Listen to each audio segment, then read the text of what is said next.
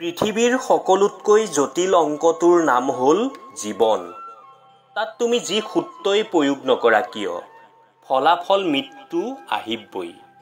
আকাশ দেখিলে বুজিব পাৰি দিন কেনেকুৱা হ'ব, ফুল দেখিলে বুজিব পাৰি সুবাস কেনেকুৱা হ'ব, মেঘ দেখিলে বুজিব পাৰি বৰষুণ কেনেকুৱা হ'ব। কিন্তু মানুহ দেখিলে বুজিব নোৱাৰি তাৰ মন কেনেকুৱা হ'ব। সপোন হেৰাই যায় টোপনি ভাগি গ'লে, আৰু মানুহ হেৰাই যায় স্বাৰ্থ শেষ হ'লে। ফুলৰ সকলো বাগিচাতে লিখা থাকে ফুল ছিঙা নিষেধ। যদিহে ভালপোৱাৰ মাজতো লিখা থাকিল হয় যে কাৰোবাৰ হৃদয় ভঙা নিষেধ, তেতিয়া বোধ হয় পৃথিৱীখন আৰু সুন্দৰ হ'লহেঁতেন।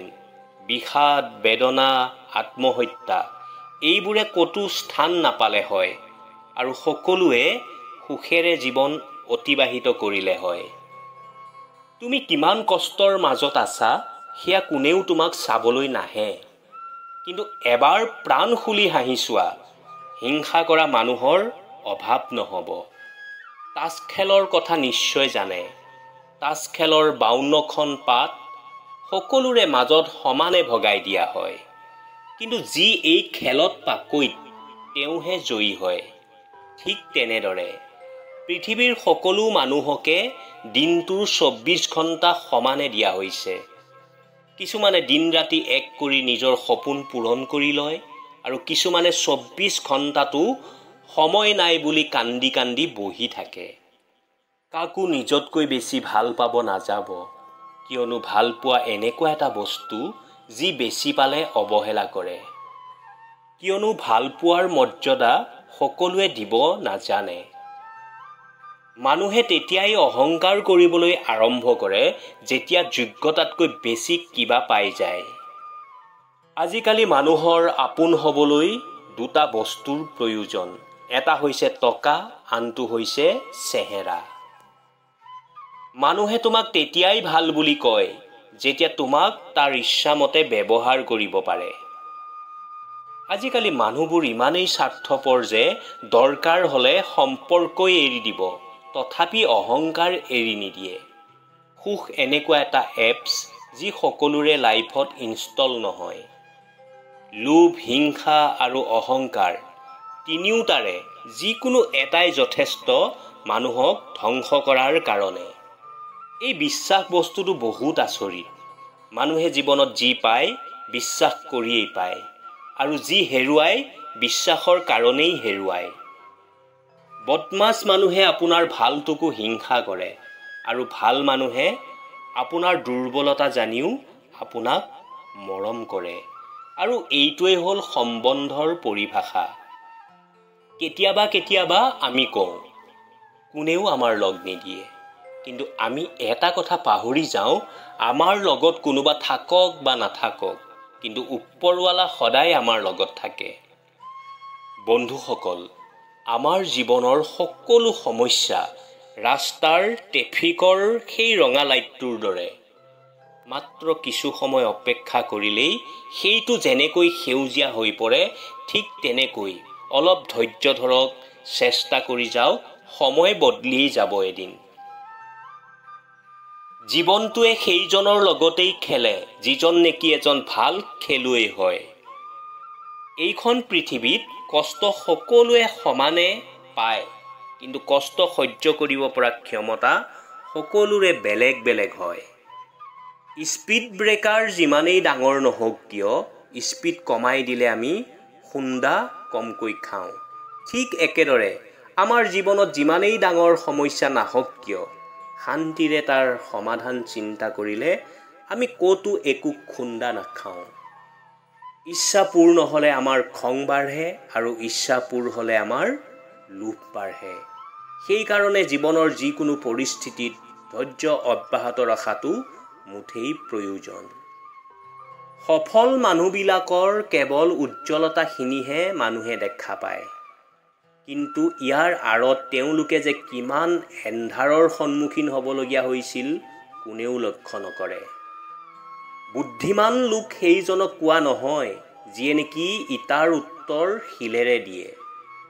বুদ্ধিমান লোক সেইজনকহে কোৱা হয় যিয়ে নেকি সেই ইটাৰে অট্টালিকা সাজি ল'ব পাৰে। ভাগ্য নামৰ একো বস্তু নাই এইখন পৃথিৱীত, আমি তাক বনাই লওঁ নিজৰ কঠোৰ পৰিশ্ৰম আৰু একাগ্ৰতাৰ দ্বাৰা। জীৱনত আমি যিটো বিচাৰোঁ সেইটো আমি কেতিয়াও সহজতে নাপাওঁ। আৰু জীৱনৰ সত্যও এইটো যে আমি সেইটোহে বিচাৰোঁ যিটো নেকি সহজ নহয়। জীৱনত কেতিয়াও তুমি অন্ধকাৰক ভয় নকৰিবা, কাৰণ তৰা সদায় অন্ধকাৰতেই জিলিকি উঠে।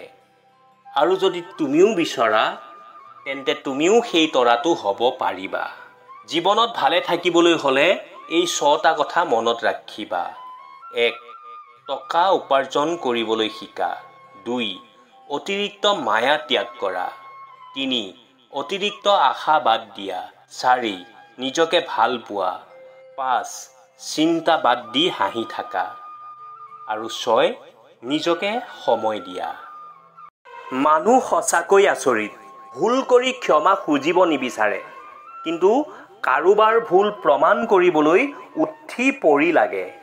এজন ব্যক্তিৰ ব্যৱহাৰ চাব বিচাৰিছে যদি সন্মান দিয়ক, অভ্যাস চাব বিচাৰিছে যদি স্বাধীন কৰি দিয়ক, মানুহজন কেনেকুৱা চাব বিচাৰিছে যদি টকা ধাৰে দিয়ক, আৰু গুণ চাব বিচাৰিছে যদি অলপ সময় তেখেতৰ লগত কটাওক। সুখ টকাৰ ওপৰত নহয়, পৰিস্থিতিৰ ওপৰত নিৰ্ভৰ কৰে। এজন ল'ৰাই বেলুন কিনি ভাল পায়, আন এজনে বেলুন বেছি ভাল পায়, আৰু তৃতীয় কোনোবাই হয়তো বেলুন ফুটুৱাই ভাল পায়। কোনোবা এজন মহাপুৰুষে ঠিকেই কৈছিল, যেতিয়া কিতাপ ফুটপাথত বিক্ৰী কৰিব লগা হ'ল আৰু জোতা গ্লাছ ফিটিং শ্ব'ৰুমত বিক্ৰী কৰা হ'ল, তেতিয়াই জানিব পৰা গ'ল যে মানুহক জ্ঞান নহয়, জোতাৰ প্ৰয়োজন বেছি। ভগৱান শ্ৰীকৃষ্ণই কৈছিল, কোনোবা এজন মানুহ আপোনাৰ ওচৰত 3টা কাৰণত আহে। 1. ভাৱনাৰ পৰা, 2. অভাৱত, আৰু 3. প্ৰভাৱৰ কাৰণে। যদি ভাৱত আহিছে তেওঁক মৰম দিয়ক, অভাৱত আহিছে যদি সহায় কৰক, আৰু যদি প্ৰভাৱৰ কাৰণে আহিছে প্ৰসন্ন হৈ যাওক যে পৰমাত্মাই আপোনাক ইমান ক্ষমতা দিয়াৰ কাৰণে। যদি গছত গছজোপাৰ ক্ষমতাতকৈ বেছি ফল লাগে, তেতিয়া তাৰ ডাল ভঙা আৰম্ভ হৈ যাব, আৰু মানুহেও প্ৰয়োজনতকৈ বেছি পাই গ'লে তেওঁ সম্বন্ধ ভাঙিবলৈ আৰম্ভ কৰিব। ফলত লাহে লাহে গছজোপাই ফলৰ পৰা বঞ্চিত হ'ব, আৰু মানুহো সম্পৰ্কৰ পৰা। কথাষাৰ প্ৰতি সময়তে মনত ৰাখিব। বিশ্বাস আৰু অহংকাৰৰ মাজত অলপহে পাৰ্থক্য আছে। মই কৰিব পাৰিম, এইটো বিশ্বাস, আৰু কেৱল মইহে কৰিব পাৰিম, এইটো অহংকাৰ। যেতিয়ালৈকে জীৱনটো আছে প্ৰেমেৰে জীয়াই থাকক, মৰাৰ পিছতো প্ৰেমত থাকিব লাগিব। আমাৰ ব্যৱহাৰ গণিতৰ শূন্যটোৰ দৰে হ'ব লাগে, যিয়ে নিজৰ কোনো মূল্য নাৰাখে, কিন্তু আনৰ লগত থাকিলে আনৰ মূল্য বঢ়াই দিয়ে। দুখ কি আচৰিত বস্তু নহয়নে? নিজৰ হ'লে সঁচা যেন লাগে আৰু আনৰ হ'লে নাটক যেন। সংগই মানুহৰ জীৱনত কোনো প্ৰভাৱ নেপেলায়, কিয়নো আপোনালোকে জানে বিভীষণে ৰাৱণৰ লগত থকাৰ পিছতো পৰিৱৰ্তন হোৱা নাছিল, আৰু কৈকেয়ীয়ে ৰামৰ লগত থকাৰ পিছতো সংশোধন হোৱা নাছিল। সম্বন্ধ অটুট ৰাখিবলৈ বহুত নৰ্ম হ'ব লাগে। ছল কপট হিংসা আৰু অহংকাৰে কেৱল মহাভাৰতহে ৰচিব পাৰি। কেৱল দেখুৱাবৰ বাবে ভাল হোৱাৰ অভিনয় কৰাটো বেয়াতকৈ বেয়া। সংসাৰত জীয়াই থাকিবলৈ হ'লে বেজী হৈ নহয়, কেঁচি হৈ জীয়াই থাকক, কিয়নো বেজীয়ে দুটাক এটা কৰে, কিন্তু কেঁচিয়ে এটাক দুটা কৰে। সেয়ে সকলোকে একতাৰ দোলেৰে বান্ধক, কিন্তু নাভাঙিব। আঘাত লাগিলে বস্তু ভাঙি যায় সঁচা, কিন্তু মানুহ আঘাততহে সৃষ্টি হয়। মানুহে তোমাক নুবুজিলে তুমি চিন্তা নকৰিবা, কিন্তু চিন্তা তেতিয়াহে কৰিবা যেতিয়া তুমি নিজক নুবুজিবা। সংসাৰত কেৱল ভাল কাম কৰি যাওক, মানুহে আপোনাক গুণগান কৰকেই বা নকৰক। সংসাৰৰ আধা মানুহ দেখোন শুইয়ে থাকে, তথাপিও সূৰ্যই উদয় হৈ পোহৰ দিয়েই। আপোনাক যদি কোনোবাই পচন্দ কৰা নাই তেন্তে টেনচন নল'ব, কিয়নো সকলোৰে পচন্দটো ইমান বঢ়িয়া নহয়। সুখ চন্দনৰ দৰে, আনৰ শিৰত লগালে আঙুলিটো সুগন্ধ বিয়পে। প্ৰতাৰিত হোৱা লোকসকলে সময় অতিবাহিত হ'লে শান্তি পায়, কিন্তু প্ৰতাৰণা কৰা সকলে কেতিয়াও শান্তি নাপায়। মানুহে কয় ভঙা বস্তু হেনো মন্দিৰত ৰাখিব নাপায়, তেনেহলে কিয় ভাঙি পৰিলে মন্দিৰলৈ যায়? সুখী জীৱনৰ 8টা মন্ত্ৰ। পূজা কৰাৰ আগতে বিশ্বাস কৰিবলৈ শিকক, কোৱাৰ আগতে শুনিব শিকক, লিখাৰ আগতে বুজিবলৈ শিকক, হাৰ মনাৰ আগতে পুনৰ চেষ্টা কৰিবলৈ শিকক, সম্বন্ধ বনোৱাৰ আগতে সম্বন্ধ জীয়াই ৰাখিবলৈ শিকক, খৰচ কৰাৰ আগতে উপাৰ্জন কৰিবলৈ শিকক, মৰাৰ আগতে নিজকে খুলি জীয়াই ৰাখিবলৈ শিকক, কন্দাৰ আগতে আনক হাঁহিবলৈ শিকাওক। মানুহে আপোনাৰ লগত হাত নিমিলায়, আপোনাৰ স্থিতি লগতহে হাত মিলায়। ব্যক্তিৰ গাত সহনশীল শক্তি থাকে, সেই ব্যক্তিৰ লগত কোনেও ফেৰ মাৰিব নোৱাৰে। সুখ কি? সুন্দৰ উত্তৰ, দুখৰ জিৰণি। পৃথিৱীৰ সকলোতকৈ মূল্যৱান গ্ৰন্থখনেই হ'ল আমি নিজেই। নিজকে পঢ়ক, বুজক, সকলো সমস্যা সমাধান হ'ব। যদি এটা মাখিয়ে চব্জি জোখাৰ পাল্লাত পৰে তেতিয়া বেছি পাৰ্থক্য নহ'ব, কিন্তু যদি সেই মাখিটোৱে সোণ জোখাৰ পাল্লাত পৰে পাৰ্থক্য কিন্তু বহুত থাকিব। সেয়ে আমি ক'ত থাকোঁ, কাৰ লগত থাকোঁ, সেই সংগইহে আমাৰ মূল্য নিৰ্ধাৰণ কৰিব। চাহ আৰু চৰিত্ৰ যদি পৰি যায় দাগ থাকিবই। সূৰ্যই গোটেই দিন পোহৰ দিয়ে, মমবাতিয়ে আধা ঘণ্টা আৰু মেচৰ কাঠিয়ে অলপ সময়, কিন্তু আশীৰ্বাদে গোটেই জীৱনটো পোহৰাই দিয়ে। জীৱনে আপোনাৰ ওপৰত হাঁহে যেতিয়া আপুনি দুখী হয়, আৰু জীৱনে আপোনাৰ ওপৰত মিচিকিয়ায় যেতিয়া আপুনি সুখী হয়, আৰু জীৱনে আপোনাক চেলুট দিয়ে যেতিয়া আপুনি আনক সুখী কৰে। তুমি কেৱল নিজক দুৰ্বল বুলি ভাবি আছা। এবাৰ এইটো ভাবা, তুমি তোমাৰ কাৰণে যি কৰিব পাৰিবা আন কোনেও কৰিব নোৱাৰে।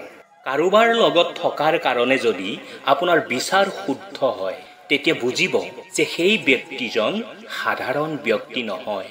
যদি আপুনি আনৰ দুখত উদাস হয় তেতিয়া আপোনাৰ ওচৰত দুখ নাহে, আৰু যদি আনৰ সুখত সুখী হয় তেন্তে সুখে কেতিয়াও আপোনাক এৰি নাযায়।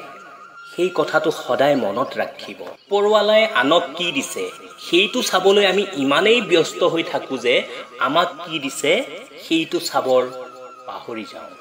এটা সুন্দৰ প্ৰাৰ্থনা, যেতিয়া আপুনি সাৰ পাই থাকে তেতিয়া ক'ব, প্ৰভু আপোনাৰ হাত সদায় মোৰ মূৰত ৰাখিব।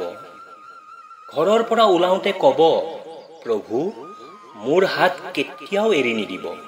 যেতিয়া কান্দিবলৈ মন যাব তেতিয়া ক'ব, প্ৰভু মোক হহাৰ সুযোগ দিয়ক।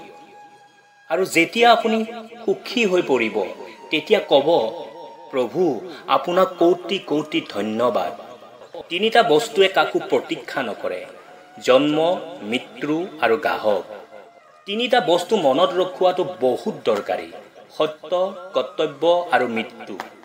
3টা বস্তু জীৱনত এবাৰহে পোৱা যায়, মা, দেউতা আৰু যৌৱন। 3টা বস্তু কোনেও চুৰ কৰিব নোৱাৰে, বুদ্ধি, চৰিত্ৰ আৰু গুণ। তিনিটা বস্তু এবাৰ ওলাই যোৱাৰ পিছত কেতিয়াও ঘূৰি নাহে। 1. বন্দুকৰ পৰা ওলোৱা গুলী, 2. মুখৰ পৰা ওলোৱা শব্দ, আৰু 3. শৰীৰৰ পৰা ওলোৱা প্ৰাণ। তিনিজনক সদায় সন্মান কৰিব, মাতা, পিতা আৰু গুৰু। নিজকে শক্তিশালী কৰক, এই কাৰণে নহয় তুমি যাতে আনক বশ কৰিব পাৰা, এই কাৰণে কৰক যাতে আনে কোনেও তোমাক বশ কৰিব নোৱাৰে।